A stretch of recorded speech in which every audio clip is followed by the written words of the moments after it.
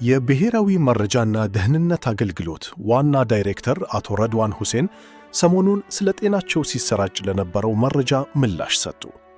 ዳይሬክተሩ በሰጡት መግለጫ በደረሰባቸው ድንገተኛ አደጋ ሳቢያ ሕክምና ሲከታተሉ መቆየታቸውንና በአሁኑ ወቅት በጥሩ ጤንነት ላይ እንደሚገኙ አስታውቀዋል።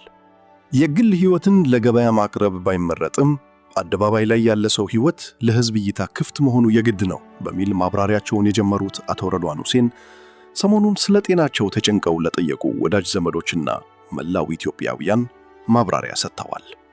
እንደ ዋና ዳይሬክተሩ ገለጻ ከሁለት ሳምንታት በፊት በሀገራዊ ጉዳይ ላይ በሚመክር ስብሰባ ላይ ያሉ ነበር አደጋው ያጋጠማቸው።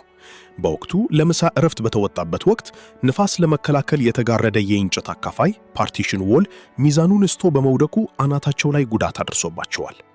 የብሔራዊ መረጃና ደህንነት አገልግሎት ዋና ዳይሬክተር አቶ ረድዋን ሁሴን በአሁኑ ወቅት በመልካም ጤንነት ላይ እንደሚገኙና መደበኛ ስራቸውን እያከናወኑ መሆኑ ተገልጿል። ጉዳቱ በደረሰበት ወቅት የጭንቅላታቸው ስንጥቅ መሰፋት ስለነበረበት በሐኪሞች ምክር የፀጉር ላጭ እንዲደረግላቸው መደረጉን ገልጸዋል። አቶ ረድዋን አክለውም በወቅቱ ሐኪሞቹ ከፊል ላጭ ቢያደርጉላቸውም እርሳቸው ግን ሙሉ በሙሉ መላጨቱን መርጠው እስከሚደርቅ ድረስ መቆየታቸውን በፈገግታ አስረድተዋል። እንደ ልጅነቴ ተመልሼ ሳየው አልጠላሁትም፣ ወዳጆችም ሸጋ ነው አሉኝ። በተመልካች አስተያየት ተበረታትቼ በአዲስ መልክ ልሞክረው ብዬ ዘለኩበት። በውጭ አገር ሕክምና እየተከታተሉ ነው በሚል ለሚሰራጩ መረጃዎችም ዳይሬክተሩ ምላሽ አላቸው።